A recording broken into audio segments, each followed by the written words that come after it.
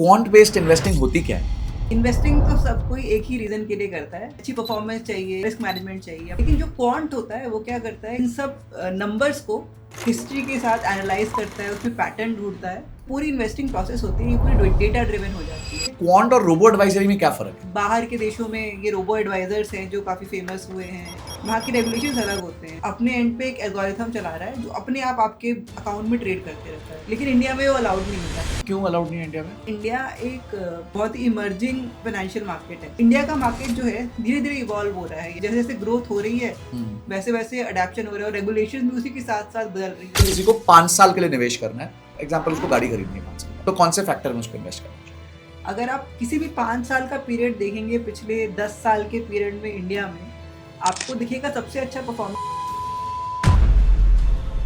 तो पीएमएस चलाना मतलब इज इट रिवॉर्डिंग या is it headache? What has been your experience? It's all very market dependent. When the market is doing well, everybody सब खुश है। सब लोगों को लगता है भाई आपको सिर पे चढ़ा के रखती है। बट जहाँ पे भी कोई इलेक्शन है, पीपल आर लाइक जैसे कि मैं उनकी लाइफ बर्बाद करने के लिए I am plotting something. It was very. तो फिर अगर मैं आपसे पूछूं अगले साल कुछ सालों के टॉप 3 सेक्टर्स क्या होंगे तो आई थिंक इंडिया में आपके semiconductor, site goods, electronic, data centre, अगले 5-10 साल में ये सेक्टर काफी बड़ा हो जाएगा इंडिया के लिए। एक नया ट्रेंड चालू हुआ है, सब लोग चैट जीपीटी को अपना एडवाइजर बना चुके हैं, चाहे वो स्टॉक्स हो, चाहे वो म्यूचुअल फंड्स हो, चाहे वो पर्सनल प्लानिंग हो। मैं ये बोलूँगी कि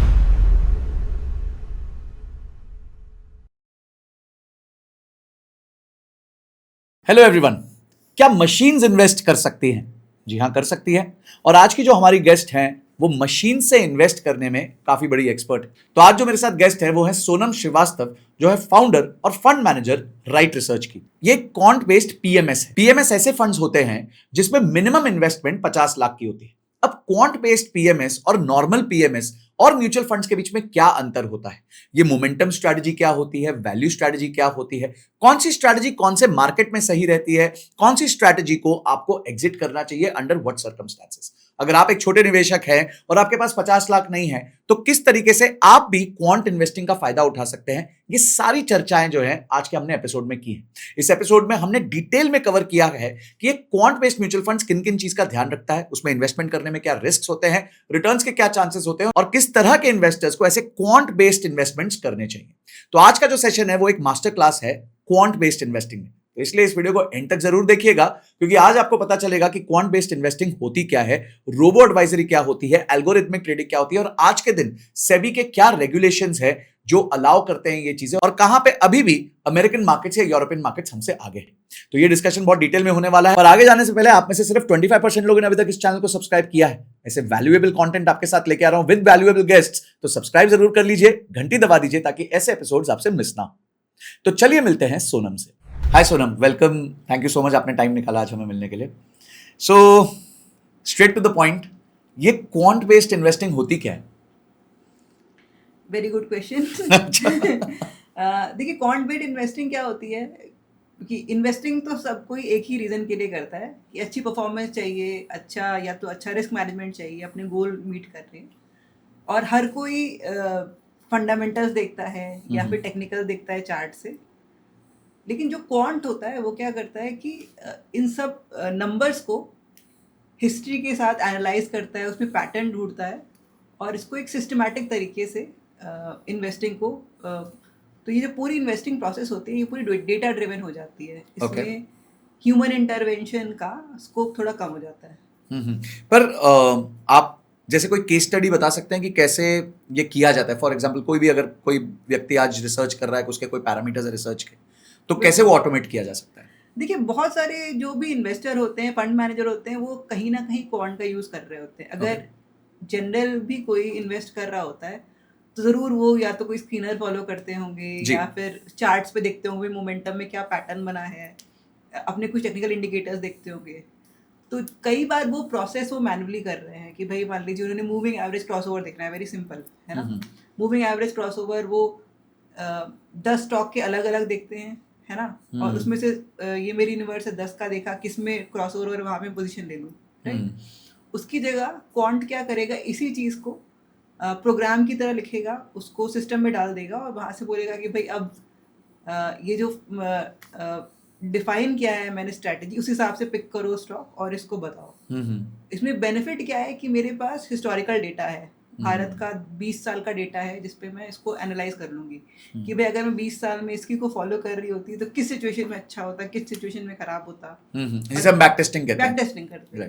तो इस तरह से मैं, मुझे लगेगा कि अच्छा ठीक है, मान लीजिए 20 डे मूविंग एवरेज या 50 डे यूज करूँ तो मे बी बेहतर रिटर्न आए, उस हिसाब से मैं ऑप्टिमाइज कर सकती हूँ।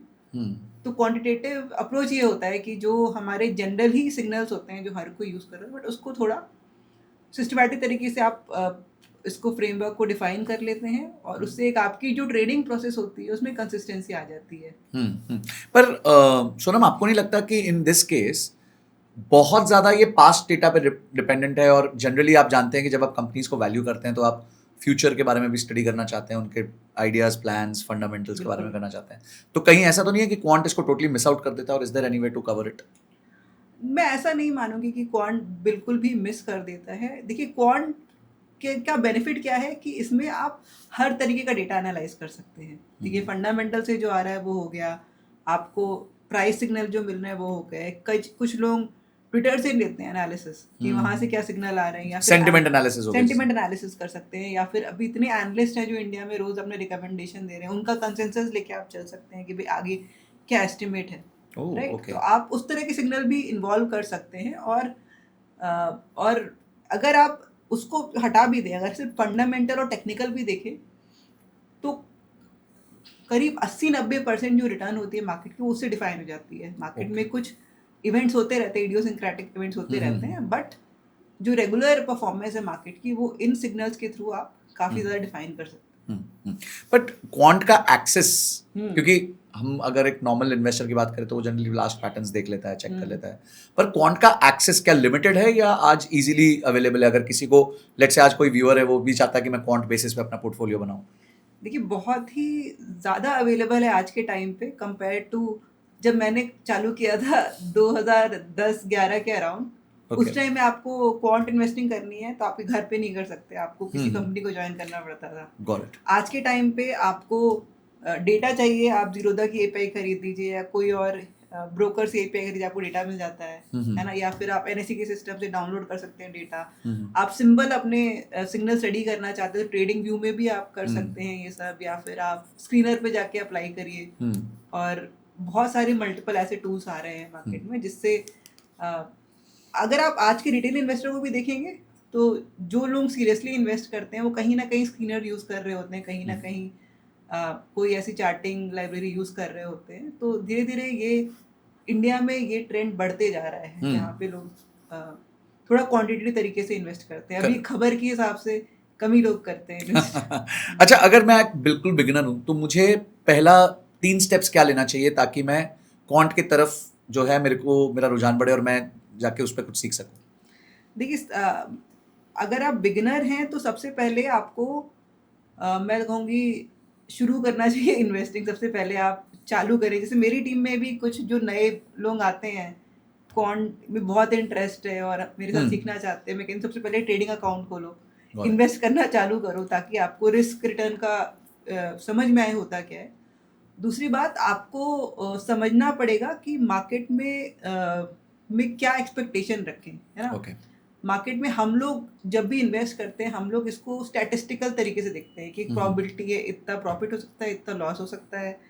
अगर आपको ये क्लियर है कि भाई मैं इतना, मेरी एक्सपेक्टेशन इतनी थी, इतनी प्रोबेबिलिटी थी, तो अगर लॉस भी हो गया तो that is an expectation that you can count. But अगर आपकी एक्सपेक्टेशन सही नहीं होगी, अगर आपने समझ लिया भाई क्वांट है तो कुछ जादू हो जाएगा, तो फिर मतलब कोई ऐसी मशीन बना दी कि आलू डालेंगे सोना निकलेगा, तो वो नहीं होगा। वो तो अगर एक्सपेक्टेशन करेंगे तो फिर गलत हो जाता।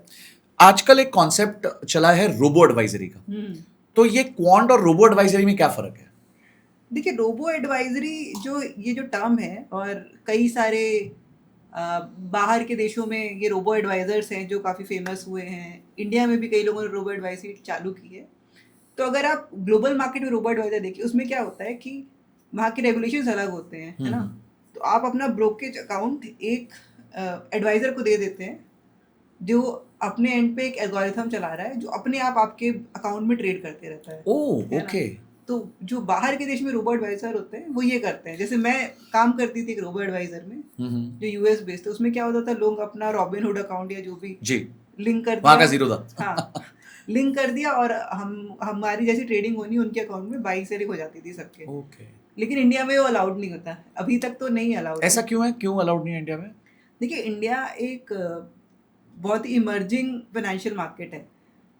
मैं पहले शुरुआत में इंडियन मार्केट में ही मैंने काम किया, फिर जब मैं यूरोपियन और यूएस मार्केट में काम करने लगी तो मुझे देखा कि भाई इतनी ज़्यादा चीज़ें होती है जो इंडियन मार्केट में नहीं है। फॉर जैसे एग्जाम्पल? फॉर एग्जांपल इंडिया में 2 एक्सचेंजेस होती हैं, यूएस मार्केट में आपकी 30 एक्सचेंजेस होती हैं, प्लस इतने सारे डार्क पूल होते हैं जो कि आप अलग ही वहाँ पे सिस्टम से चलता है मार्केट। तो और वहाँ पे रेगुलेशन भी बहुत अलग होते हैं। डेरिवेटिव्स हम यहाँ पे एक तरह का करते हैं, वहाँ पे स्ट्रक्चर प्रोडक्ट कर करके बहुत ही कॉम्प्लेक्स डेरिवेटिव भी ट्रेड होते हैं। तो इस हिसाब से इंडिया का मार्केट जो है धीरे धीरे इवॉल्व हो रहा है। यहाँ पे वॉल्यूम्स अभी ही बढ़ी हैं इंडिया में, पहले तो बहुत ही लिमिटेड मार्केट था। अगर आप आज से 10 साल पहले की बात करें, बहुत ही लिमिटेड मार्केट था इंडिया में। तो जैसे जैसे ग्रोथ हो रही है वैसे वैसे अडेप्शन हो रहा है, और रेगुलेशन भी उसी के साथ साथ बदल रही है। जैसे आपने रिसेंटली देखा तो सेबी एल्गो ट्रेडिंग रिटेल के लिए अलाउ किया है, जी, है ना? जी। पहले वो अलाउड ही नहीं था, लोग कर रहे थे बट वो गलत था वैसे। गलत, सेबी उस पे वो उसका रिस्ट्रिक्शन था। तो धीरे धीरे रेगुलेशन इवॉल्व हो रही है मेरे ख्याल से। जैसे जैसे रेगुलेटर को ट्रस्ट आएगा कि भाई रिटेल के लिए अच्छा प्रोडक्ट यहाँ से निकल रहा है तो वो उसको अलाउ करेंगे। जब तक उनको एक मिसट्रस्ट होता है कि भाई एल्गो के नाम पे लोग कुछ भी बेच दें या किसी की लॉस बना दें तो वो उसको रेस्ट्रिक्ट करते हैं। तो हम ये कह सकते हैं कि रोबो एडवाइजरी जो है वो क्वांट इन्वेस्टिंग का स्टेप 2 है। देखिए क्वांट इन्वेस्टिंग और रोबो एडवाइजरी टिपिकली अलग चीज़ होती है, क्योंकि यूजुअली जो अगर आप यूएस के रोबो एडवाइजर देखेंगे ना तो यूएस का मार्केट बहुत अलग है। एक एग्जांपल इसका ये है कि ईटीएफ, इंडिया में आपको कितने तरह के ईटीएफ दिखते हैं? नॉर्मल आपको जनरली इंडेक्स ओरिएंटेड ज्यादा दिखते हैं, like index, Nifty, bank Nifty, gold, right, silver. Silver, इतना। यूएस मार्केट में आपके पास 3,000 तरीके के ईटीएफ होते हैं। आपके स्टॉक से ज्यादा ईटीएफ होते हैं। सेमीकंडक्टर को फॉलो कर रहा है कोई, जापान की सेमीकंडक्टर को फॉलो कर रहा है कोई, गेमिंग इंडस्ट्री को फॉलो कर रहा है, डिफरेंट डिफरेंट अंडरलाइंग्स पे। हाँ, सो पूरे ग्लोबल मार्केट्स को very specific type of companies, उसमें लेवरेज, इन्वर्स, बहुत तरह के ईटीएफ्स के ऑप्शंस होते हैं। मैंने हम लोग एक क्लाइंट को देख रहे थे तो उन्होंने एक बड़ा इंटरेस्टिंग प्रोडक्ट मुझे बताया। वो भी एक ईटीएफ था यूएस का, which was called life care या लाइफ स्पैन था ईटीएफ, जो उन लोगों के लिए बना है जो 2040 में रिटायर होना चाहते हैं। सो दैट्स एन ईटीएफ जो इन्वेस्ट करेगा for somebody whose goal is to retire in 2040। तो अभी ऑब्वियसली 2025 है, 15 साल का टाइम है, तो वो अग्रेसिव ऑन इक्विटी रहेगा, कम ऑन डेट रहेगा, बट धीरे धीरे ग्लाइड करके it will move towards more towards debt and less towards equity for somebody who wants to retire in 2040। ऐसे 2035 में कोई रिटायर होना चाहता है, ऐसे कोई 2050 में रिटायर होना चाहता है। तो I was like very impressed कि भाई देखिए, अगर आप देखें कि कितना स्ट्रक्चर प्रोडक्ट लगे। यहाँ पे लोग एडवाइजर्स के पास जाते हैं अपना फाइनेंशियल प्लान बनाने कि भाई मेरा बता दो, मेरे को रिटायर होना है तो मैं कैसे करूं, बट वहाँ वो ऑटो मोड में चल रहा है वो सब चीजें। तो देखिए वहाँ पे, और ये जो इंडेक्स प्रोडक्ट्स होते हैं या फिर जो ईटीएफ प्रोडक्ट्स होते हैं, ये बास्केट प्रोडक्ट्स होते हैं, राइट? इसमें रिस्क डाइवर्सिफाई हो चुका है। तो वहाँ पे जो रोबो एडवाइजर होता है वो इस ईटीएफ में इन्वेस्ट कर लेता है, तो इजी रहता है। बट इंडिया में ऑप्शंस नहीं है इतने ईटीएफ के थ्रू करने के लिए, राइट? तो यहाँ पे जो रोबो एडवाइजरी यूजुअली यहाँ का एडवाइजर म्यूचुअल फंड्स रिकमेंड करता है, राइट? राइट। और उसमें तो कोई रोबो एडवाइजरी का स्कोप ही नहीं है, वो तो एक थोड़ी सी मैनुअल प्रोसेस होती है। तो इसलिए आई थिंक थोड़ा डिफरेंस है। जो क्वांट है जो हम लोग करते हैं उसमें क्या है भाई, हम आपके लिए इक्विटी प्रोडक्ट बना रहे हैं, हम मार्केट की अलग अलग फिनोमिना स्टडी कर रहे हैं और हम आपके लिए एक ऐसा प्रोडक्ट बना रहे हैं कि जो आपको इक्विटी मार्केट में अच्छी परफॉर्मेंस दे सके या कंसिस्टेंट परफॉर्मेंस दे सके, जो टिपिकली सूटेड है आपके इंडियन मार्केट के लिए। अब एक अगला क्वेश्चन आता है कि क्वांट बेस्ड इन्वेस्टिंग में क्या कोई स्टाइल्स होते हैं या एक ही तरह का स्टाइल होता है? मतलब how do we define styles? जैसे हमें वॉरेन बफेट कहते हैं कि प्राइस भी ठीक होना चाहिए, ग्रोथ भी ठीक होनी चाहिए, वैल्यू एट रीजनेबल प्राइस या समथिंग लाइक दैट, या फिर QGLP मेथड है रामदेव अग्रवाल जी का। तो क्या वैसे टेक्निक्स आप क्वांट में भी लगा सकते हैं? बिल्कुल। देखिए ये जो जितनी भी क्वांट फिलॉसफी होती है, मैं भी अगर कोई स्ट्रैटेजी बना रही होती हूँ, जैसे जब मैं ईडलवाइस में थी, जब मैं एल्गोस बना रही होती थी, तो यूजुअली वो एल्गोस कैसे बनते थे, जो फ्लोर पे डीलर बैठे होते थे उनसे बात करके वो बोलते थे अगर ऐसा होता है मार्केट में, उसको अप्लाई करते थे हम। और तो ये जो जितनी भी क्वांट मेथोडोलॉजी हैं ये सब आपकी विजडम से आ रही है, जो नॉर्मल लोगों ने मार्केट में एक्सपीरियंस किया उसी विजडम से आ रही है, उस पर थोड़े इम्प्रोवाइजेशन कर रहे हैं ऑब्वियसली। तो अलग अलग स्टाइल होते हैं, जैसे आपने पूछा है ना। क्वांट अगर अभी बात करें तो इंडिया में जितने लोगों की समझ होती है वो क्वांट को मोमेंटम इन्वेस्टिंग समझते हैं, है ना। तो मोमेंटम इन्वेस्टिंग का मतलब होता है कि प्राइस को चेस करना, जो घोड़ा भाग रहा है उसको उस पर हाँ। पैसा लगाना। मतलब ये समझ बिहेवियरल इन्वेस्टिंग होती है मोमेंटम इन्वेस्टिंग। मतलब मैं उसमें काफ़ी बिलीव करती हूँ, लेकिन इसमें तो सब लोग यही समझते हैं, क्योंकि momentum investing is the example of quant trading that works best in India, right. Got it. तो but that is something that is very popular, it works really well in India.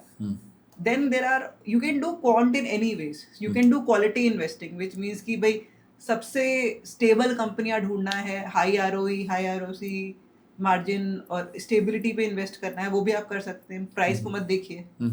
आपको वैल्यू इन्वेस्टिंग करनी है, आप quant से सबका P ratio P B ratio जो भी ratios आपको देखने वैल्यूएशन की कलेक्ट करिए, उस हिसाब से आप आइडेंटिफाई करिए भाई कौन सी अंडर वैल्यूड कंपनी है और उस पर इन्वेस्ट करना है। आप ग्रोथ प्रॉस्पेक्ट उसमें इन्वेस्ट कर लीजिए। तो आप किसी भी तरह की जो इन्वेस्टिंग स्ट्रैटेजी है उसको आप क्वांटिटेटिवली रिप्रेजेंट कर सकते हैं। तो बेसिकली वही बात है जो आपने कही कि एक स्क्रीनर है और स्क्रीनर आपने उसको ऑटोमेट कर दिया एक तरीके से, सो दैट इट। अब इशू ये है कि जनरली सुनने आता है कि क्वांट बेस्ड इन्वेस्टिंग में चर्न बहुत ज्यादा होता है। तो पता चला है कि इतना ज्यादा चर्न हो रहा है कि जो ब्रोकरेज कॉस्ट है, कमीशन कॉस्ट है, वो आपके रिटर्न्स को खत्म कर देती है। क्या ये सच है? मतलब इज दिस राइट?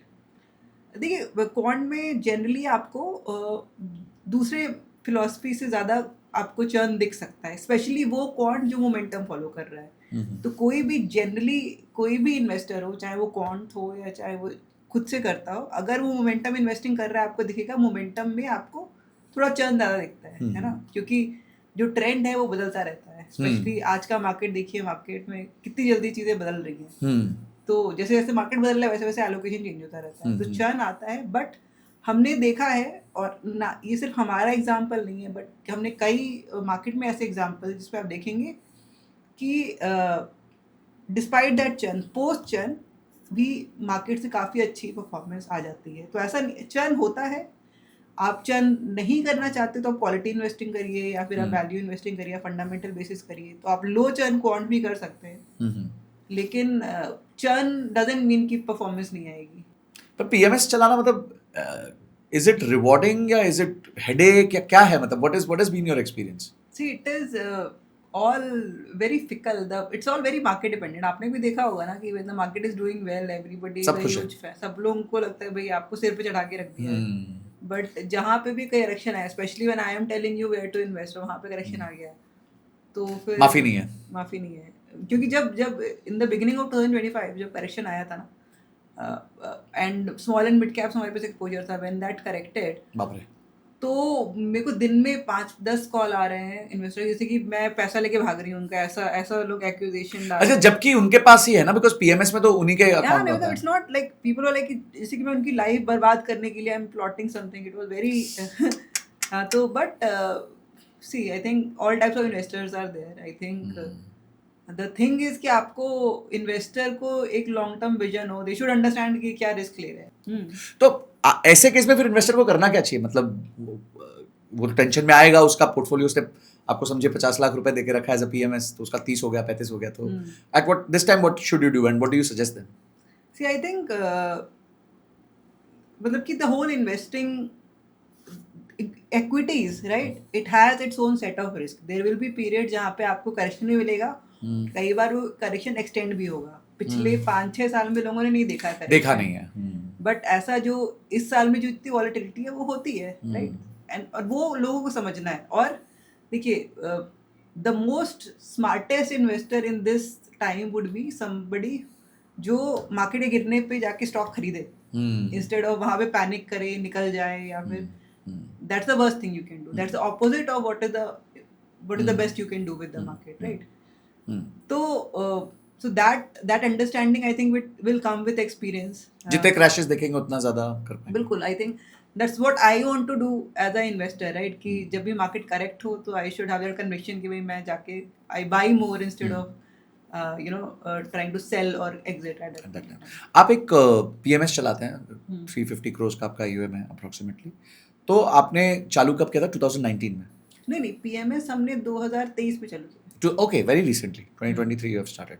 तो ये पिछले 2 साल की जर्नी में, अभी तो 1 साल बहुत अच्छा गया होगा, 1 साल थोड़ा Yes, खराब yes. गया होगा, तो जो आपको सबसे ज़्यादा क्या कहते हैं डिफिकल्ट कॉन्वर्सेशन अपने क्लाइंट्स के साथ क्या रही है? Difficult conversation, see it's been a very very interesting journey for us, क्योंकि हमने बहुत ही फास्ट ग्रोथ शुरुआत में देखी। तो जब मार्केट की तेजी चल रही थी तो हम लोग ज़्यादा परेशान थे, क्योंकि भाई क्लाइंट को कैसे मैनेज करेंगे वो। और जब करेक्शन आया तो लोगों को क्या होता है, भाई आपकी उस टाइम पे 1.5 साल पुरानी पीएमएस है ना, और अब करेक्शन आ गया है, आपने स्मॉल एंड मिड कैप को एक्सपोजर लिया था, you have corrected more than the market, so there is a loss of trust that happens, right? So dealing with that, like seeing people who came with so much enthusiasm now lose some patience, I think that is difficult, and it impacts you as a person also. See, I'm also new in this space, right? PMS is only 2 years old. So I've also seen मेरे को भी adapt करना पड़ा है psychologically, but I think at one point in time, right now, right, like अगर आप मुझसे साल की शुरुआत में पूछेंगे तो losing one client was very difficult. Like if one Big client was lost, it was like कि भाई the impossible is happening. Now in today's market everybody is a little bit worried, right? कि equity में रहे ना रहे. You see people leaving the PMS once in a while. So I think developing that thick skin and really trusting your conviction. तो हमने क्या किया भाई इस correction में भी really try to get confidence into our strategies, right?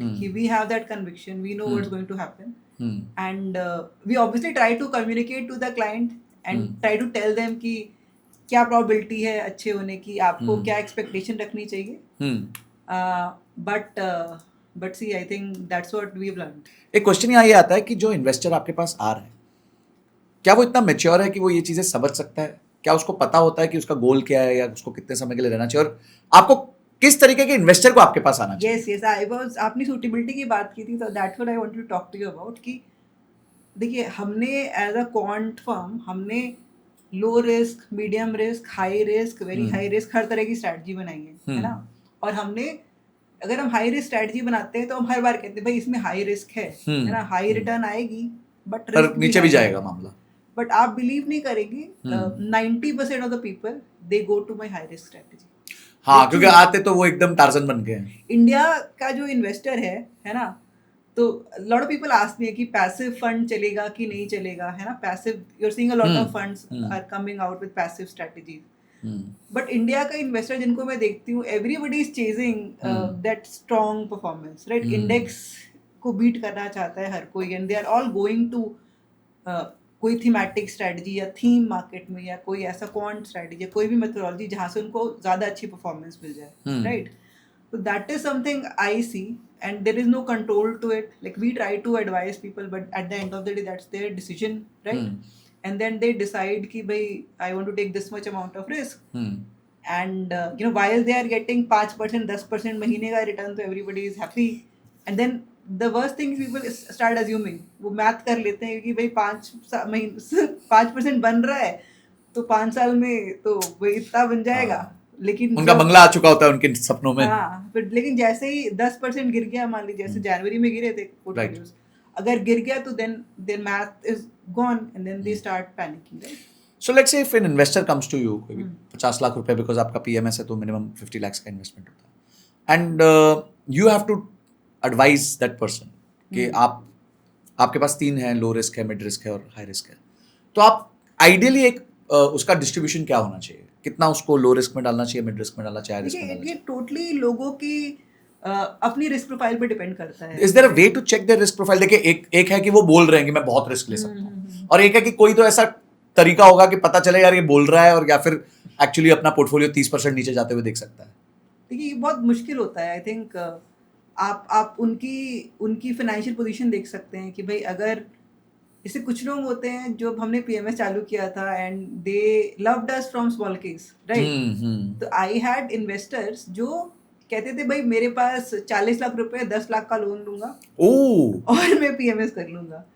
तो imagine उनको मैं क्या रिस्क, अगर somebody is taking a loan to invest, then the risk can be very high, right, if they're investing into an equity product. So I think see that gives you a hint. Then you have to tell somebody is saying कि यार मेरी retirement saving है but मेरे को high risk में डाल दो. Okay तो हम लोग मना करते हैं कि नहीं, आपको थोड़ा तो सेफ गार्ड करना चाहिए, नहीं तो फिर when the market goes to correction तो आपको you will have a very big problem you have a problem, right?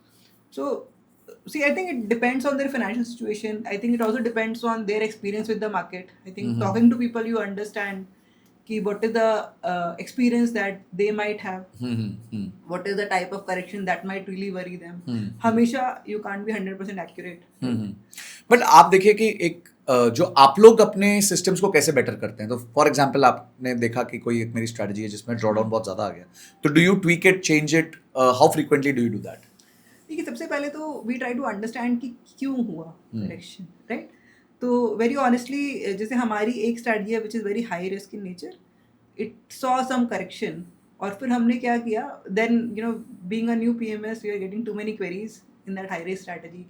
Eight one point in time I hedged it around March and April कि भाई समझ में नहीं आ रहा डोनाल्ड ट्रम्प क्या करने वाला है, तो थोड़ा सा रिस्क ख़त्म कर देते हैं. Then the market recovered a little bit, so we missed out on a little bit of a rally, and then that caused some investor problems, right? After that, you know, things are doing as per the market. But see, I think so first thing is to understand कि if I अगर मेरे जनवरी फरवरी में correction हुआ, क्यों हुआ? क्योंकि small and mid cap exposure था, कुछ इलिक्विडिटी थी मेरे पास, राइट? उसके बाद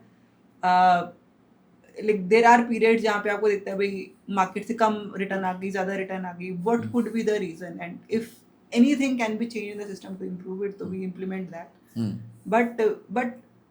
But see, जो हम लोग बना रहे होते हैं ये strategies, right? हम लोग बहुत ही basic strategies नहीं बनाते हैं.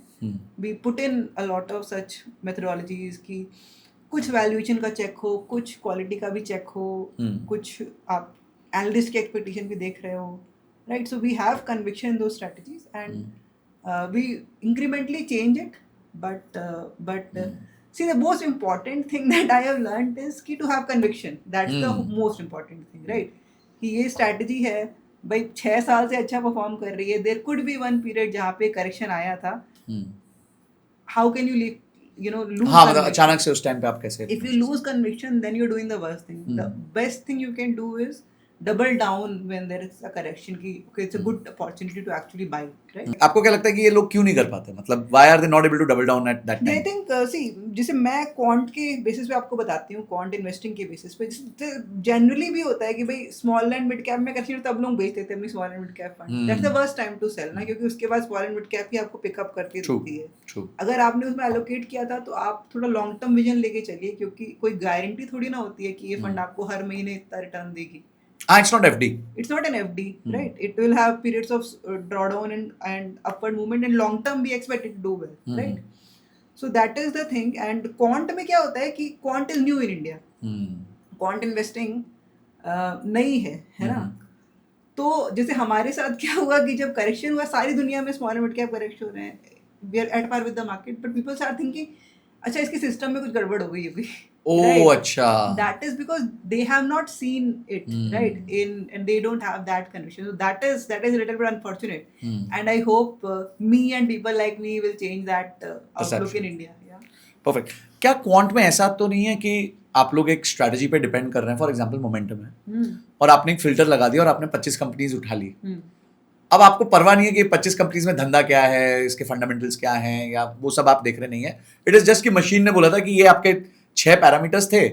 फॉर एग्जांपल 6 मंथ्स का रिटर्न क्या चल रहा है, प्राइस टू अर्निंग का, जो भी आपने पैरामीटर्स लिए होंगे, और उसके बाद ये 25 कंपनी लिस्ट हो गई हैं. Now just invest and churn it after a certain time.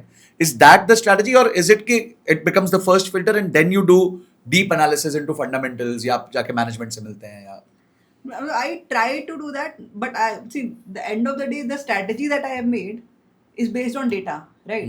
अब अगर मैं अपना जहाँ भी human intervention डालती हूँ तो I am disturbing that system, very honestly. तो in your case it is essentially सिर्फ data driven होगा. It is data driven, and I will say कि what we do is we try to make sure कि I'm looking at fundamentals also in terms of data. Not very basic, just P ratio नहीं देख रहे हैं हम लोग, we are looking at different types of ratio, industry related P क्या है, okay और हिस्टोरिकल से कितना डिफर करे, so a lot of flavour we are adding, and we have confidence कि फंडामेंटली भी देखा हुआ है और ट्रेंड भी एक जगह से देख रहे हैं, so that's how we select. फिर see we also like we talk to brokers, I try to go to whatever management teams or any presentation that they are doing, that gives you a lot of confidence ki the company that the algo had selected is actually good. अच्छी ठीक ठाक है भाई. हाँ. ठीक है. अच्छा, अब इसमें ये देखिए कि आपने अब आपने बात करी कि भाई हमारा मेजरली तो सिस्टम ड्रिवन है, तो आजकल एक फंड्स आए हैं जिन्हें हम फैक्टर फंड्स कहते हैं. So for example Nifty 500 momentum 50, Nifty 500 value 50, small cap 250, quality 50. तो क्वांट वाला काम तो अब इंडेक्स भी करने लग गया है. Yes. ठीक है, तो do you think that is gonna be a challenge कि लोग अब इसको थोड़ा ट्रस्ट ज्यादा करेंगे बिकॉज दिस इज ये पैसिव इंडेक्स की तरह काम करेगा? नहीं, देखिए ये बहुत अच्छी अपॉर्चुनिटी है. आई थिंक मोमेंटम 550 या फिर 230 जो भी चलते हैं, they have made a lot of good returns for investors, right. Alpha करके एक निफ्टी अल्फा होता है, that's also done really well. I think quality और वैल्यू में भी you have interesting strategies. But देखिए जो फैक्टर इन्वेस्टिंग होती है उसकी कोई डेफिनेशन नहीं होती. एनएसई क्या करता है कि एक डेफिनेशन बना देता है, राइट, कि भाई मैं पी रेशियो देखूंगा, हर क्वार्टर रैंक करेंगे और टॉप उठा लेंगे, and that becomes like a benchmark of value investing. तो अगर मान लीजिए जो निफ्टी का मोमेंटम इंडेक्स है, हमारी मोमेंटम स्ट्रैटेजी उससे 70-80% कोरिलेटेड होगी, ऐसा नहीं है. बट हम क्या कर रहे हैं, क्योंकि हम लोग थोड़ी एक्टिव स्ट्रैटेजी बना रहे हैं, right, compare to that, so we are trying to add more flavor, right. That is not a definition of momentum, right. That's not, you can do momentum in better ways also, right. So we are trying to create a better way to do momentum, and we think we can do better than the market. We've done also better than that index. But I really like कि people are now understanding that factors, right, कि value, momentum, quality. Even आपके जो fund manager भी है ना, जिसको आप follow करते हो, आपको समझना चाहिए कि भाई ये बंदा अगर अच्छा परफॉर्म करता है तो क्यों करता है. He has a good hold on value investing, or he has a good hold on momentum, and what is the style that will help you understand what आप कहाँ रिस्क लगा रहे हैं better, right. So I think it's very good that people are adapting to ETFs जो आ रहे हैं, इसमें index आ रहे हैं, and I think India is the emerging market, right. India में इतनी डायनामिकली चीज़ें चेंज हो रही हैं, तो एक जैसे मुझे लगता है मोमेंटम स्ट्रैटेजी जो क्वार्टरली रिबैलेंस करती है जो इंडेक्स है, if I do a little bit more active rebalancing, I can do better than that, okay, basically, right. So I think in a dynamic market like India there is a lot of opportunity, and it's good that people are adapting to those. तो आपको लगता है कि इससे actually फायदा ये होगा कि लोगों को नॉलेज आ जाएगी कि फैक्टर इंडेक्सेस कैसे काम करते हैं. एक छोटा निवेशक आज अगर फैक्टर इन्वेस्टिंग चालू करना चाहता है तो सबसे पहला फैक्टर किस में इन्वेस्ट करे? मोमेंटम में करे, वैल्यू में करे, अल्फा में करे, किस में करे? देखिए एक बहुत अच्छा ट्रेंड अभी दिख रहा है, मल्टी फैक्टर स्ट्रेटजीज आने लग गई हैं, okay. है ना. तो और जो म्यूचुअल फंड की मल्टी फैक्टर स्ट्रेटजी होती है वो यूजुअली ऐसा करते हैं कि एक बिग सा मोमेंटम, क्वालिटी, वैल्यू बना ली, जिसमें उनको लगता है कि भाई अच्छा, खिचड़ी पका दी, मतलब अंदर एकदम टोटली खिचड़ी पका दी, जिससे उनको लगा कुछ अच्छा फ्लेक्सी कैप टाइप बन जाएगा, फ्लेक्सी कैप बन जाएगा. वो एक अच्छा वहाँ से चालू कर सकते हैं इन्वेस्टर्स. और अगर आपको लगता है कि भाई मेरा आपने अपना कोर पोर्टफोलियो बना लिया है, 80% आपकी mutual fund, small mid cap, large cap, flexi cap, जहाँ पे भी इन्वेस्टेड है, और आपको लगता है भाई 20% से मैं रिस्क लेना चाहता हूँ, तो वहाँ पे आप मोमेंटम इन्वेस्टिंग या अल्फा इन्वेस्टिंग में थोड़ा एलोकेशन लेके यू कैन मेक दैट. अच्छा, अब हम ना थोड़ा सा ये देखते हैं कि कुछ गोल्स के ड्यूरेशन की बात करते हैं. उसके लिए क्या राइट फैक्टर होना चाहिए, आप बताइएगा. फॉर एग्जाम्पल किसी को 5 साल के लिए निवेश करना है, एग्जाम्पल उसको गाड़ी खरीदनी है 5 साल बाद, 5 साल का टाइम है, तो कौन से फैक्टर में उसको इन्वेस्ट करना चाहिए? देखिए 5 साल एक अच्छा खासा पीरियड होता है, और मेरे ख्याल से मतलब अब आप समझे कि जैसे वैल्यू है, क्वालिटी है और मोमेंटम, हम 3 फैक्टर पकड़ लेते हैं. तो अगर एक व्यक्ति जिसको 5 साल के लिए निवेश करना है, उसको पता है मैं 5 years तक आई विल बी इन्वेस्टेड, मेरा गोल है, तो इनमें क्या क्या प्रपोर्शन डालना चाहिए उसको? लेट्स से 10,000 की SIP करता है, तो मेरे ख्याल से देखिए अगर आप किसी भी 5 साल का पीरियड देखेंगे पिछले 10 साल के पीरियड में इंडिया में, आपको दिखेगा सबसे अच्छा परफॉर्मेंस कंसिस्टेंटली रोलिंग बेसिस पे मोमेंटम इन्वेस्टिंग ने दिया होगा. ओके, तो उस बेसिस पे मैं कहूँगी कि भाई अगर आप ये रिस्क समझ रहे हैं और आपको 5 साल का होराइजन है, तो आप 40-50% मोमेंटम में डाल सकते हैं। Okay. उसके बाद आपको देखिएगा क्वालिटी एज अ स्ट्रैटेजी, अगर आप सिर्फ इंडेक्स की बात करें तो क्वालिटी उसके बाद नेक्स्ट परफॉर्मेंस में आता है, तो आप नेक्स्ट क्वालिटी में डालिए, So 30% let's say. 30% quality and rest आप वैल्यू में डाल दीजिए। Hmm. और वैल्यू इन्वेस्टिंग करने का I think value investing I won't say कि आप इंडेक्स पे फॉलो करिए, उसके लिए बहुत सारे एक्टिव इन्वेस्टर्स होते हैं जो आपको अच्छी वैल्यू इन्वेस्टिंग, तो small and mid cap funds होंगी जहाँ पे फंड मैनेजर पिक कर रहा है stocks, that would be a better option to do value investing. Got. और जैसे जैसे गोल का ड्यूरेशन बढ़े, let's say now the goal is 10 years down, तो क्या ज्यादा ऐड करना चाहिए, मोमेंटम, क्वालिटी या value? I think, see, 10 year में I think the risk can be slightly higher, right? Okay. They can take more risk. So they can just play around with their momentum and quality exposure. I would still say कि momentum should be between, let's say, 40 to 60%. Okay. The rest you can.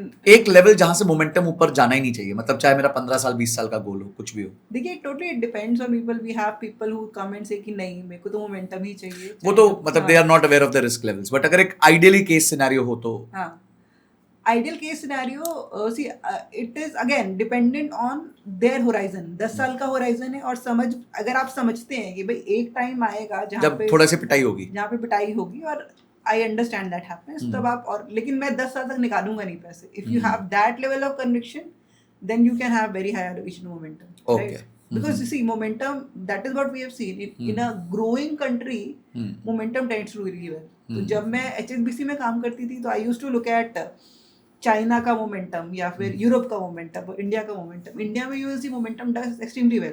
अच्छा, और बाकी country में भी अच्छा करता है, but not at the level of a fast growing country like India, right? क्योंकि आपका ऑब्वियसली ग्रोथ तेज है यहाँ पे। हाँ, यूरोप में आप देखेंगे तो it's a very slow market, used to be a very slow market at that point in time. Sure. तो उसमें मोमेंटम बाकी से अच्छा कर रहा है, but it's not giving that much return as country like India which is growing fast, right? Got it. तो basically value, quality और मोमेंटम एक अच्छा मिक्स बन सकता है। अब अगला क्वेश्चन मेरा ये है कि आपने मोमेंटम की बात करी, अब सबसे बड़ा मोमेंटम जो पिछले 1 साल में आया है वो गोल्ड और सिल्वर में आया है, तो क्या आपकी स्ट्रैटेजी ने गोल्ड और सिल्वर को पिक किया या आप लोग उसको देखते ही नहीं है? नहीं, हमने एलोकेट किया था गोल्ड में, और I think we also cut down our position somewhere in I think June और समथिंग, तो I missed out on some rally, right? But उसमें क्या था कि it was, we wanted to enter but it seemed like कि it was irrational, right? And yeah, so I think obviously you like, अगर आप macro economic देखिए दुनिया के, तो इट लुक्स लाइक कि भाई गोल्ड में everybody is moving to the gold standard now, right? It looks like good opportunity, but अगर आप प्राइस को देखें, आप टेक्निकल लेवल पे उसका एक मंथली RSI प्लॉट करेंगे, it looks crazy the level it has gone. Gold का प्राइस तो इज थोड़ा सा इंसेन, राइट? तो आई थिंक एक मीनिंगफुल करेक्शन आ जाएगा जब, तो I think good time to. अच्छा, और इसके अलावा जो इंटरनेशनल इंडेक्सेस होते हैं जैसे नैस्डैक 100 है या हैंगसेंग है, तो उसमें आप लोग एक्सपोजर लेते हैं या? We would love to have, you know, in the mutual fund side, no, अभी किसी में अलॉटमेंट $7 billion का वो कैप हिट हो चुका है, कहीं पे नहीं मिलता। इवन जो हमने चाइना के ETF में एलोकेट किया था, चाइना के ETF जो इंडिया में लिस्टेड है, वो सब 15-20% प्रीमियम पे नैब के मार्केट में होते हैं, और नैब रीसेट हो जाती है कभी ना कभी, very tricky to invest, but if there was an option तो जो INAV और मेजर NAV का फर्क हो जाता है। अच्छा, अगर मैं इंडिपेंडेंटली आपसे पूछूं तो do you think the regulator understands quant based investing अभी तक? I think there is some understanding that is coming, right? I think I mean I can, अगर आपको कुछ एक चीज चेंज करनी हो क्वांट बेस्ड इन्वेस्टिंग को प्रोग्रेस कराने के लिए, तो क्या वो चेंज होगा? मैं जैसे कि बहुत सारी ऐसी चीजें हैं जिसपे जो रेगुलेशंस हैं, जैसे आपने रोबो एडवाइजरी की बात की है ना, जब मैं यूएस मार्केट से काम कर रही थी 2019 के टाइम पे, और जब मैं इंडिया में रोबो एडवाइजरी चालू करने की कोशिश की, तो ऑप्शन ही नहीं है ना, क्योंकि अलाउड ही नहीं है आप ऑटोमेटेड ट्रेडिंग, है ना? उसके बाद एल्गो ट्रेडिंग भी सारी दुनिया में लोग करना चाहते हैं, अपना ब्रोकिंग अकाउंट किसी को दे देते हैं कि भाई तुम कर लो, थोड़ा सा अनरेगुलेटेड तरीके से, एक प्रॉपर लॉ नहीं थी, है ना, या प्रॉपर एक गाइडलाइन नहीं थी, बट धीरे धीरे वो चेंजेस आ रहे हैं, है ना? और आई थिंक आज के ज़माने में जहाँ पे technology has advance so much, AI everybody is using, and so much progress has happened in that sense, the regulator should now understand कि भाई यहाँ पे you can build a much more better, much more stable market if you allow and actually promote quant investing and promote algos and all that in the market. तो अभी जो recent changes हुए हैं जहाँ पे उन्होंने ब्रोकर्स को okay कर दिया और वो अब ब्रोकर्स मार्केट प्लेसेस बन रहे हैं कि वो बाकी आरए सर्टिफाइड आरए को जो है वो उनको अलाउ कर रहे हैं And like अपना algo चलाने that's के a लिए। very good movement. That's a very good rule क्योंकि now जैसे पहले when it was not allowed तो हमने भी जब चालू किया था राइट से I had some algos जो हमने किसी प्लेटफॉर्म पे चालू किया था we had customers on low also but SEBI one time came up with a circular कि don't go to unregulated platforms हमने बंद कर दिया right now that headache is gone कि अभी चालू करेंगे ब्रोकर के साथ तो at least it would be Sure. legitimate right तो for you it becomes easy because अब आप सभी रजिस्टर्ड हैं तो but like there been a lot of pain around this क्योंकि जब ये रिटेल एल्गो का रूल आया था तो इतना ज़्यादा कंफ्यूजन था you know if you were on Twitter and all people were like यार मेरा कोड ले जाएगा सेबी और whatever they were thinking okay right so there was a lot of you and try on this yeah there was a lot of human try and I think there might be some legitimate people also I mean the algo industry was very unregulated right you don't know कि algo किसने बनाया उस बंदे का नाम नहीं पता है ऐसा but there were some good people also in that now and then the whole thing got impacted पूरी चीज ही बंद कर दी तो obviously they're safeguarding a lot of investors it has caused pain but I think things are moving in the right direction अच्छा एक question अगर मैं आपसे पूछूं कि इंडिया में कौन सा म्यूचुअल फंड हाउस है जो सबसे ज्यादा क्वांट बेस्ड स्ट्रेटजीज को फॉलो करता है सबसे ज़्यादा क्वांट बेस्ड देखिए इट्स वेरी इंटरेस्टिंग जैसे अभी एक इवेंट था ब्लूमबर्ग के पास में गई थी वहाँ पे तो हर फंड हाउस से एक फंड मैनेजर आया था जो वहाँ का क्वांट मैनेजर था हाँ। मतलब आप कह रहे हैं हर है एएमसी में एक फंड क्वांट मैनेजर बैठा है तो आपका बंधन बैंक से लेके आईसीआईसीआई बैंक से लेके एचडी हर जगह पे एक क्वांट मैनेजर है right and people are doing they are managing very small books क्योंकि देखिए ट्रेडिशनली क्या होता है उनका focus is another different type of business right और क्वांट को वो सीड करते हैं बट मे बी ज़्यादा प्रमोट नहीं करते तो the person who might be doing quant might be managing less than me right now but he sitting in let's say N IFL और अ एसबीआई पर कोई ऐसा फंड हाउस जिसके कोर में ही क्वांट है जैसे एक तो आपने कहा कि चलो सब लोग अब शायद वो टटोल रहे हैं या फिर थोड़ा सा अपना एयूएम बोलते हैं चलो ट्राई कर लेंगे you know but somebody who has a very deep what do you से कन्विक्शन कि नहीं मैं तो क्वांट बेस्ड ही इन्वेस्टमेंट करूंगा सो आई वुड से देखिए अभी जो जियो का चालू हो रहा है दैट वी हैव हर्ड ना कि वो अपना ब्लैक रॉक का कुछ क्वांट ऐसे ही लेंगे हाँ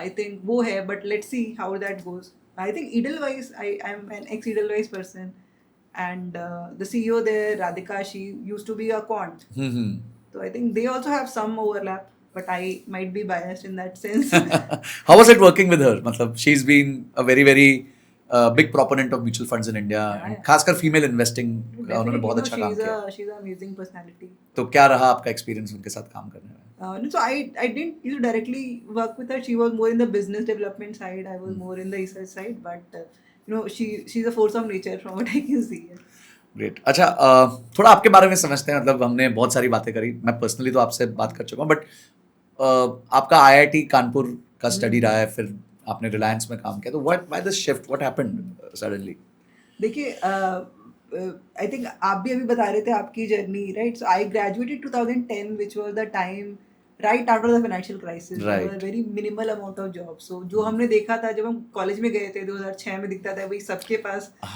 10-15 जॉब्स हैं वो सब खत्म हो गया था and so I think at that point in time I joined a core job with Reliance I was a studious person but working in the refinery in that environment I thought I could do better things in other industries. I think tech startups were increasing at that point in time. I started studying the CFA and all. Very fortunately, actually, जो quant investing है, SEBI का circular पहला कि quant investing allowed है India में, वो 2010 में आया था. अच्छा. तो जो actual jobs हैं quant में, वो उस तब से चालू होने लगी थी. कॉलेज में भी quant वाले लोग आते थे जिसकी बहुत डिमांड होती थी. तो I think that's what also caught my attention and that it seemed to have मेरे जो skill set थे working with data working with algorithm that seemed कि सही चीज़ है करने की इंडिया में डेटा सोर्स की रिलायबिलिटी कितनी है क्योंकि जो आप एल्गोरिथम्स रन कर रहे हो तो सारे डेटा सोर्सेज पे तो do you have authentic data तो ऐसा तो नहीं है कि डेटा आपके पास है नहीं उतना ठीक से नहीं देखिए, data is the most important currency, Sure. Right? That is the core of what we do. अगर डेटा खराब है तो रिजल्ट नहीं आना है। और मैं आपको अपनी स्टोरी भी बताती हूँ। मैंने चालू की थी जब ये company from scratch, right, with no backing, nothing. तो सस्ता डेटा कहीं से खरीदते थे and then I used to run, which was doing fine. But covid के टाइम पे जहाँ से डेटा मैं खरीद रही थी वहाँ पे some impact came. Then I saw कि some impact on my strategy also. Eventually, now I go to some of the best data sources across India, right? और इंडिया में there is lot of reliable data, right? It's Okay. not like a very big spend. अगर आपको एक quant की company चलानी है या फिर आपको एक स्केल पे करना है तो you will find it. Even as a beginner investor, if you want to play around with it, NSE can give you a lot of historical data for all the companies.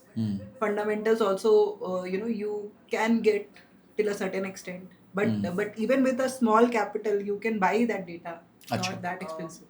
Okay आप लोग एक portfolio बनाते हैं तो generally किसी भी investor को अगर एक पोर्टफोलियो बनाना है तो कितने स्टॉक्स होने जरूरी है? कुछ लोग तो मैं देखता हूँ 100 स्टॉक्स ले लेते हैं, तो एक आइडियल साइज क्या होता है पोर्टफोलियो का? देखिए, मेरे ख्याल से 15 से 25 टाइप का एक आइडियल होता है।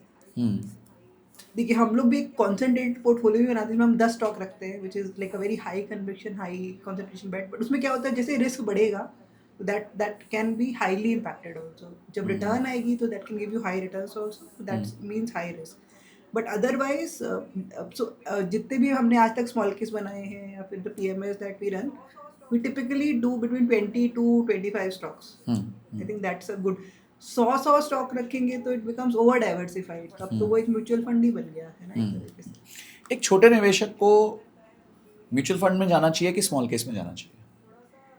देखिए, टोटली डिपेंड करता है उन पे। देखिए, mutual fund as a structure थोड़ा सा कम हैसल होता है। एक बार डाल दिया पैसा फिर आप भूल जाओ, है ना? ये जो स्मॉल के जैसे प्लेटफॉर्म में DIY होते हैं, डू इट योरसेल्फ, आपको हर महीने आके कुछ रिबैलेंस करना पड़ता है और आपको दिखता है क्या हो रहा है। तो वो इन्वेस्टर्स को इंटरेस्ट है जानने का किस कंपनी में इन्वेस्ट होता है, कैसे इन्वेस्टमेंट चेंज होता है, उसके लिए बहुत ही परफेक्ट प्लेटफॉर्म है।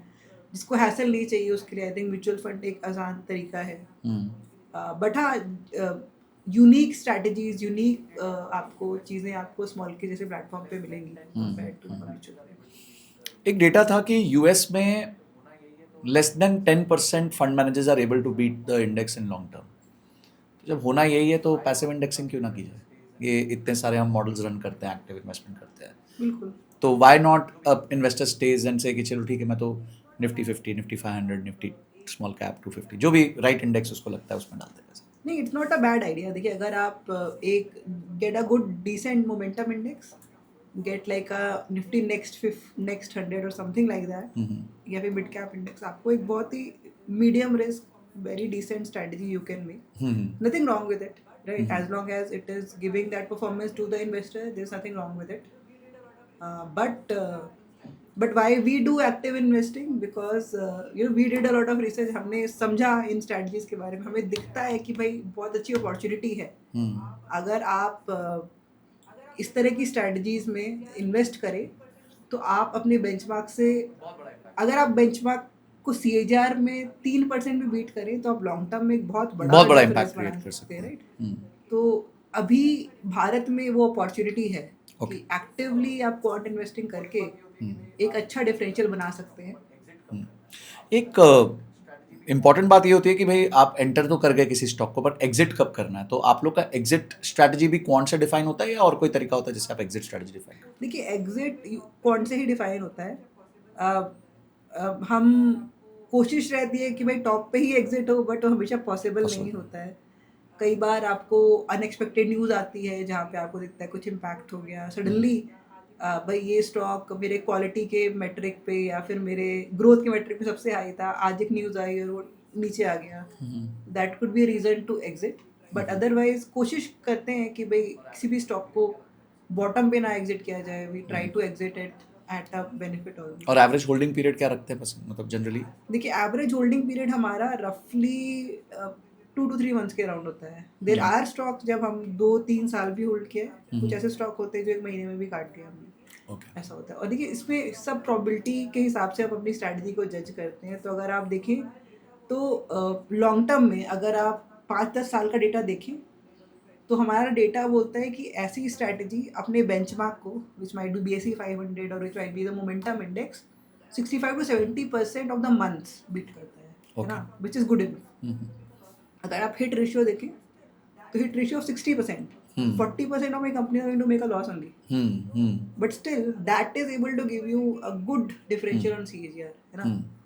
तो अगर आप 60% ही हिट रेशियो कर ले, you can do quite a bit in the market, right. ये आप जनरली खासकर मोमेंटम स्ट्रैटेजीज के साथ कहा जाता है कि स्टॉक ने जब परफॉर्म कर दिया होता है तब वो आता है सामने कि भाई उसकी एक इनिशियल रैली जो है निकल चुकी होती है, तब वो दिखने लग जाता है। तो ऐसा तो नहीं होता कि आप जब पैसा डालेंगे या वो आपको फ्लैश करेगा तो उस टाइम तक उसने एग्जॉस्ट कर दिया अपने स्टीम को? नहीं नहीं, देखिए मोमेंटम इन्वेस्टिंग जो होती है, लोग समझते हैं, उसका मिसकंसेप्शन होता है कि भाई प्राइस चेज कर रहे हैं, फंडामेंटल से मतलब नहीं है। ये तो उल्टा काम हो रहा है, right. They are trying to buy high. But देखिए, जो इन्वेस्टिंग बिहेवियर होता है, जो मार्केट में जो प्राइसेस होते हैं, वो सप्लाई डिमांड पे होते हैं। This is a behaviour investing, right. तो मान लीजिए कोई कंपनी है जिसने बहुत अच्छा केपेक्स कर दिया है, बहुत अच्छी कुछ अनाउंसमेंट हो गई है और it should have charge a premium, but जब तक बायर नहीं आया तब तक वो स्टॉक का प्राइस नहीं बढ़ेगा, राइट। तो मोमेंटम इन्वेस्टिंग में हम क्या करते हैं कि we are trying to find ऐसे अपॉर्चुनिटी जहाँ पे ऑब्वियसली कोई वैल्यू ट्रिगर है, बट एक ट्रेंड बढ़ना चालू हो गया है। और बहुत बार ऐसा होता है कि भाई हमने जब स्टॉक बाई किया था 30% अप है अभी बॉटम से या फिर अपने प्राइस से, तब हमने बाई किया और उसके बाद हमने 100% 200% की रैली दी है। इसमें एग्जांपल मैं बताती हूँ, पेटीएम का अच्छा खासा करेक्शन आया था, उसके बाद से इट स्टार्टेड रिकवरिंग, तो हमने बॉटम में नहीं बाई किया उसको, हमने कम से कम 20-30% रैली कर चुका था पेटीएम, तब बाई किया। और अब देखिए अभी भी दैट मोमेंटम है स्टक। एक और एग्जांपल है इसमें, पीजी इलेक्ट्रोप्लास्ट का एक स्टॉक था, मेरे को याद है मैं कॉन्फ्रेंस में गई थी, हमने तभी ऐड किया था और I was presenting on that particular stock. वो स्टॉक 20-25% पिछले महीने अप था, ऑडियंस में हर किसी ने बाई करके रखा था, right. There was lot of demand on that stock and everybody was asking कि भाई ये तो भाग चुका, अब क्यों कोई अपॉर्चुनिटी है कि नहीं, राइट।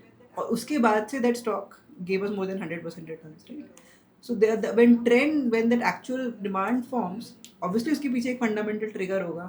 अगर बिना मतलब का स्टॉक भाग रहा है तो then that's a problem, which doesn't happen, right? Sure. तो एक आम निवेशक अगर ये स्ट्रैटेजी खुद भी रन करना चाहे, सीख ले, तो क्या वो मिनिमम मार्केट कैप है जिसको वो बेंचमार्क रखे कि भाई इससे नीचे वाले नहीं करूंगा जहां पे मैनिपुलेशन होने का चांसेस है? देखिए हम लोग, मैं ऐसा नहीं कहूँगी कि मैनिपुलेशन का चैलेंज रहता है कुछ छोटे स्टॉक्स में, मैं ऐसा बिलीव नहीं करती। मेरे ख्याल से स्मॉल एंड मिड कैप में भी नहीं, एक मिनिमम मार्केट कैप, जैसे कि इतनी मार्केट कैप तो मिनिमम होगी तो वो स्टेबल कंपनी होगी। हाँ, देखिए वो मार्केट कैप का प्रॉब्लम क्या होता है, लिक्विडिटी का, राइट।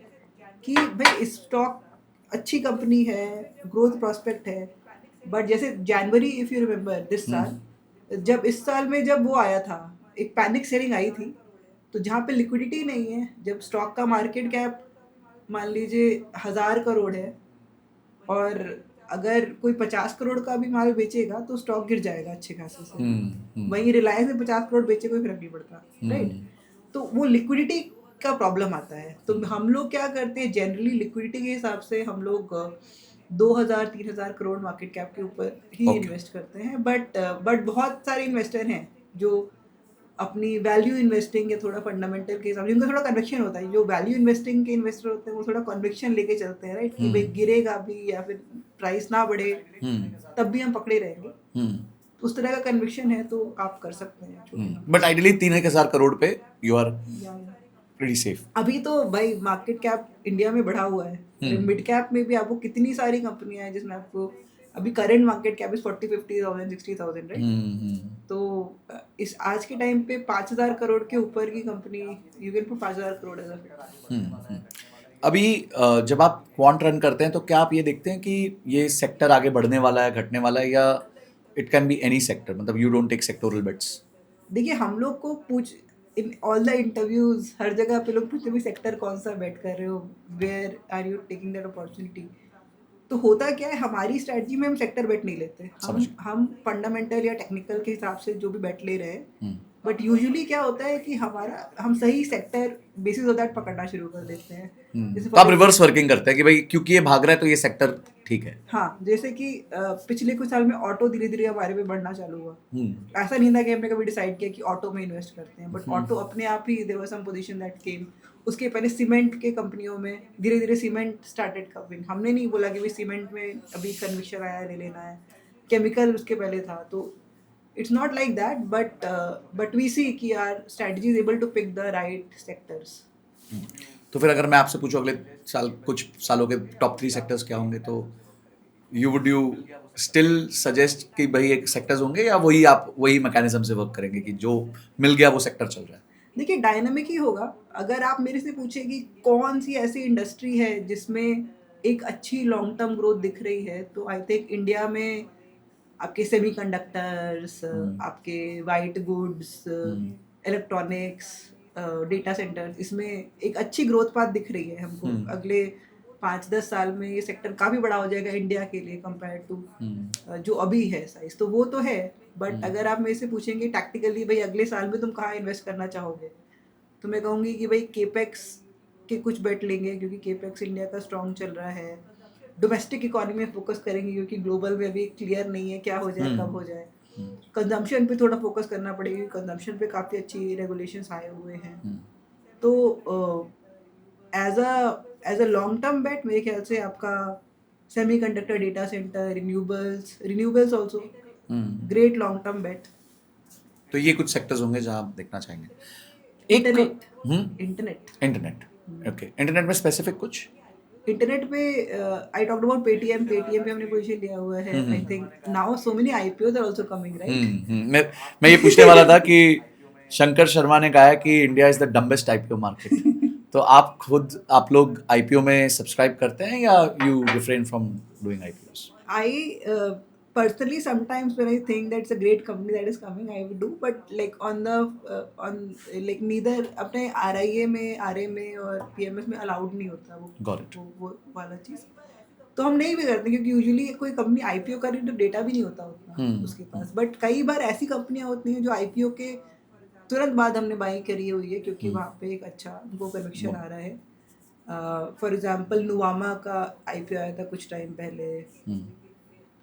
बट हाँ, IPO is a tricky thing. देखिए, इंडियन इन्वेस्टर को थोड़ी आदत लग गई है कि भाई लिस्टिंग गेन्स मिलेगा, मेरे को ग्रे मार्केट प्रीमियम मिल जाए थोड़ा सा, लिस्टिंग गेन मिल जाए। बट मार्केट पे बहुत डिपेंड करता है। हाँ, ट्रू। एक नया ट्रेंड चालू है, सब लोग चैट जीपीटी को अपना एडवाइजर बना चुके हैं। चाहे वो स्टॉक्स हो, चाहे वो म्यूचुअल फंड्स हो, चाहे वो पर्सनल प्लानिंग हो। जीरोधा ने अभी रिसेंटली लॉन्च किया है एमसीपी क्लॉड के साथ, जहाँ पे आप अपना पूरा पोर्टफोलियो एआई के थ्रू इवैल्यूएट करवा सकते हो। तो do you think that ChatGPT में cause problems for people like you, कि जो क्वांट वाले जो है वो खुद ही सीख जाएंगे, यहाँ से कर लेंगे? देखिए, जो चैट जीपीटी और ये सब मॉडल्स हैं, ये लार्ज लैंग्वेज मॉडल्स होते हैं। इनका काम क्या होता है? टेक्स्ट प्रिडिक्ट करना, है ना?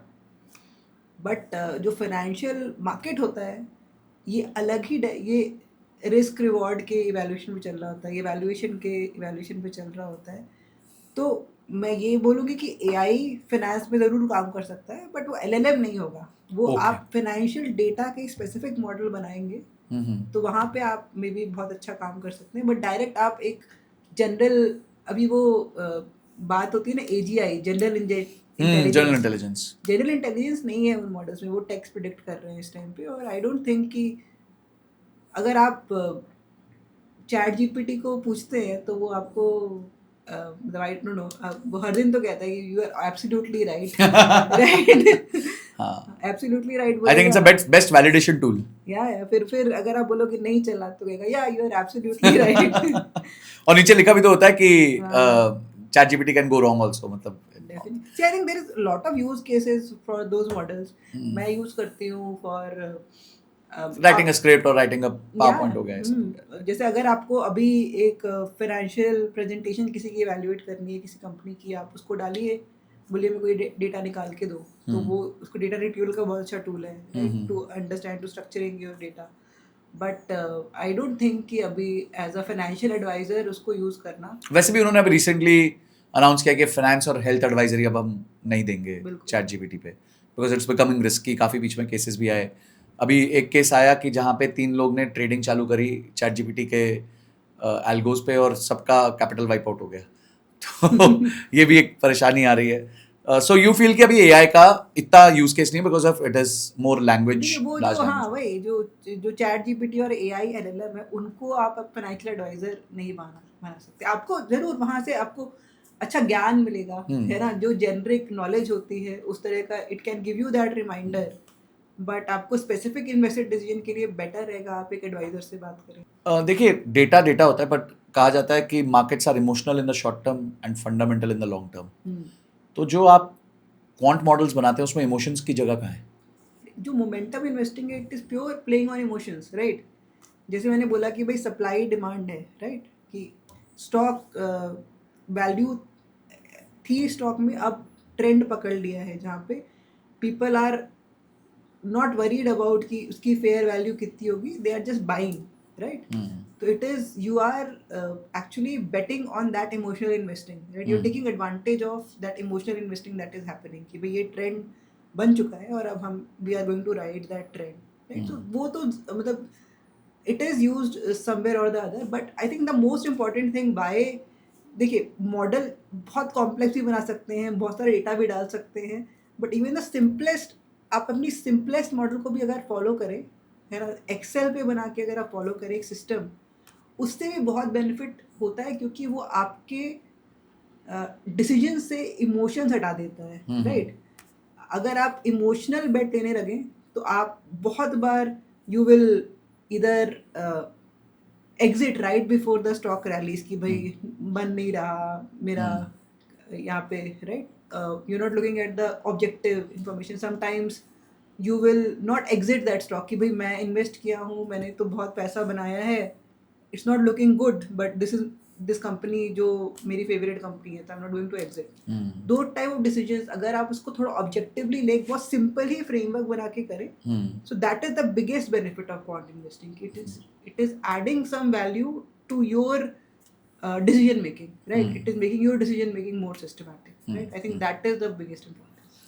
आप जब बड़े फंड मैनेजर से मिलते हैं जो लाखों करोड़ हजारों करोड़ मैनेज करते हैं, तो do you think they are still adapting quant, और या फिर वो अपने पुराने सिस्टम्स पे ही चल रहे हैं? देखिए बहुत सारे, जैसे मैंने बोला कि अगर कोई वैल्यू इन्वेस्टिंग भी करता है तो भाई वो बहुत सारा डेटा देखता है और they have their own frameworks, है ना। ऐसा थोड़ी ना है कि कोई सिंपल गट फीलिंग पे इन्वेस्ट कर रहा होता है, राइट। पीपल दे, जैसे कई फंड मैनेजर होते हैं जो बहुत ज़्यादा कन्विक्शन बनाना चाहते हैं, तो जैसे कुछ सीनियर फंड मैनेजर से बात करें तो वो जाते हैं, भाई लखनऊ में प्लांट होगा तो लखनऊ जाते हैं, देख के आते हैं कि भाई क्या कर रहे हैं कंपनी, और तब जाके उनको वो होता है। तो बट हाँ, they also believe in quant, they want to know what quant is doing, how it can enrich their decision making, and I think धीरे धीरे adaptation तो बढ़ते जा रहा है, but there's a lot of benefit to वो उनका जो स्टाइल है उसका भी, राइट। आपके जितने भी कस्टमर्स हैं जो भी आपके फंड में पैसा डालते हैं, उनमें से क्या यूनिक इनसाइट्स आपको मिलते हैं? मतलब क्या लगता है कि वो क्यों इस पर्टिकुलर फंड में डाल रहे हैं? क्या उनके लिए ये वन ऑफ द ऑप्शन है या द ओनली ऑप्शन है? What are the reasons they are investing with you? तो देखिए कुछ तो इन्वेस्टर्स होते हैं जो हमारा मेन इन्वेस्टर है, उसको हम लोग अपने टीम में उसको बोलते हैं रैशनल इन्वेस्टर, राइट। वो थोड़ा सा वो बंदा थोड़ा टेक्निकल पर्सपेक्टिव से आ रहा है या उसका डेटा की तरफ ओरिएंटेशन है, वो अनबायस्ड रैशनल डिसीजन लेना चाहता है मार्केट में। उसको चाहिए कि भाई तुम एक मॉडल के थ्रू मुझे सिस्टमैटिक इन्वेस्टिंग करके दो, मुझे कहानी मत सुनाओ, है ना। Don't sell me stories but have a framework. तो that is my core investor. और यू विल बी सरप्राइज, हम लोग सोचते हैं इंडिया में कौन चलेगा नहीं चलेगा, भारत में चलता है कि नहीं। अगर मैं 10 कॉल करती हूँ, 10 में से 5 लोगों को फर्क ही नहीं पड़ता परफॉर्मेंस क्या रही है, they want to know system में क्या होता है, what is the decision making, they are so much interested in knowing that. अगर वो अपनी नौकरी नहीं कर रहे तो मे बी वो ये करना चाह रहे हो। मतलब basically they are looking at कि भाई कुछ ऐसा मशीन बन जाए जहाँ पे हम जो है we are able to get better picks stocks and we can invest for long term. Yes, Great. Thank you so much, Sonam. I think I have grilled you a lot. I've asked you a lot of questions, but बहुत insightful था. और क्योंकि मैं quant investing obviously जिस तरीके से आप देखते हैं मैं उस तरीके से नहीं देखता. मैं फैक्टर फंड्स के माध्यम से देख रहा था अभी तक कि चाहे वो मोमेंटम हो, क्वालिटी हो, वैल्यू हो, तो मैं उस तरफ से देख रहा था. But I think you have given me a totally new perspective कि क्या होता है quant investing. And I am sure कि हमारी ऑडियंस को भी ये बहुत पसंद आया होगा. So thank you so much for coming. Thank you, and your questions are also so interesting. Thank you so much. So guys, अगर आप यहां तक आ चुके हैं यानी आपने इस एपिसोड को कंप्लीटली डिटेल में देखा है, तो भाई अब कुछ होमवर्क आपके लिए. सबसे पहले आपकी टॉप 5 लर्निंग्स क्या है वो कमेंट सेक्शन में जरूर लिख दीजिएगा. इस वीडियो को एटलीस्ट 5 से 6 लोगों के साथ जरूर शेयर करिएगा ताकि उनको भी क्वांट बेस्ड इन्वेस्टिंग के बारे में पता चल सके. और कैसे गेस्ट्स आपको चाहिए इस पॉडकास्ट पे, उसके लिए एक अलग फॉर्म भी है, या फिर आप कमेंट सेक्शन पे भी मेंशन कर सकते हैं. हमें क्या इंप्रूव कर रहा है, कहां पे हम मिस कर रहे हैं, वो भी जरूर कमेंट सेक्शन में बताइएगा. This is Sanjay Kathuria signing off till the next episode. जय हिंद, जय भारत.